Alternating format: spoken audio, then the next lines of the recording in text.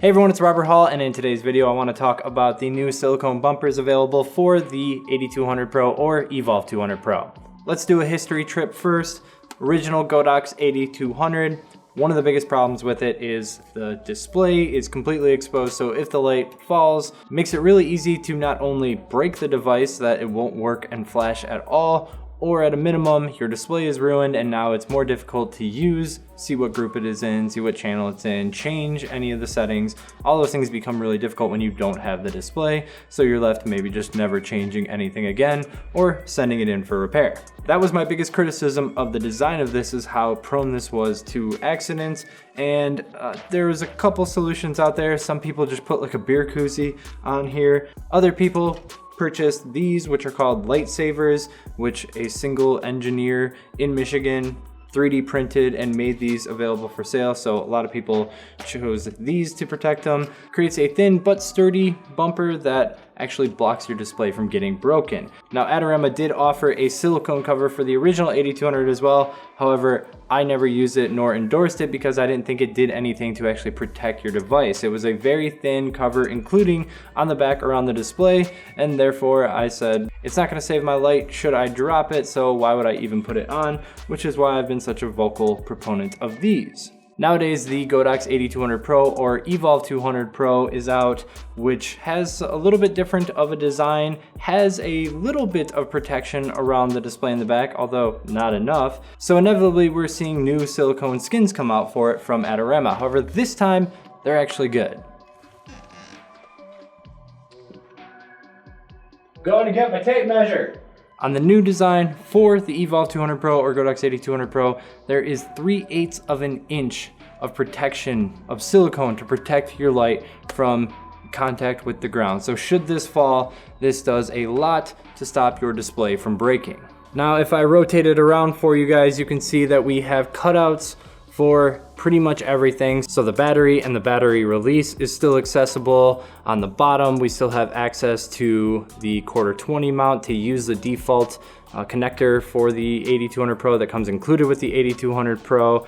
We still have access to our slave unit on top, and on the other side, the vent is uncovered, and we still have access to this 1/4-20 thread, although it's not cut out like this one is, so I'm not sure there's enough space there to use a 1/4-20 thread. And we also still have access to the on-off switch.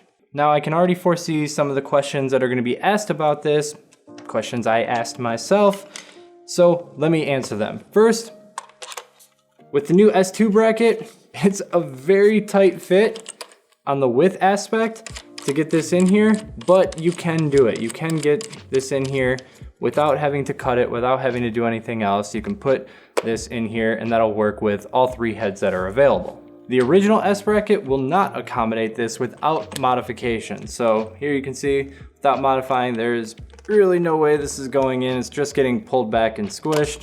So you would have to possibly cut the pads, maybe even reduce this pad on the bottom if you're using the original Godox S bracket. Next question that's gonna be asked is, what the heck is this extra little band included for? I don't know, I mean, I see in the pictures that they're putting it here, and I don't know if that's to like protect it from sliding back because it doesn't really do a good job. I don't really know what it's for. I'm leaving it off.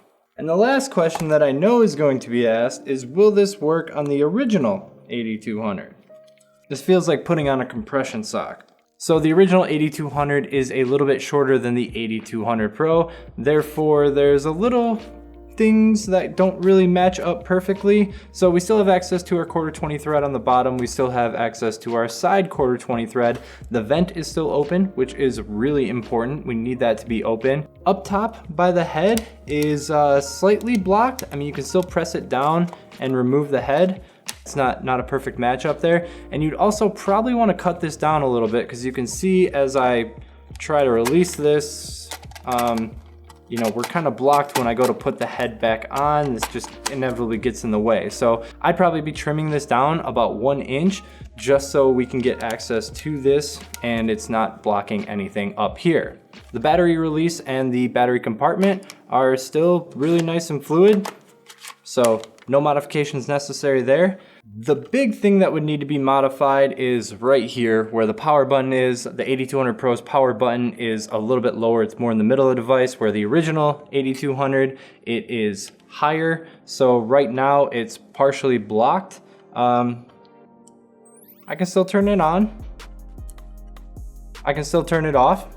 It's not that problematic. Although if you wanted to make your life a little bit easier, you would probably cut a little opening here as well. Also, if you use this silicone cover for the Pro on the original AD200, then your USB connection is blocked, so you would have to take it off should you want to update the firmware on it. So overall, I actually like this silicone cover, while I thought that the original silicone cover for the first AD200 just did nothing. This one is much improved. It offers the protection that I'm looking for on the device while not getting in the way at all. And if you want to use it on the AD200, you might have to take a couple modifications with some scissors, but it will work really well for that too.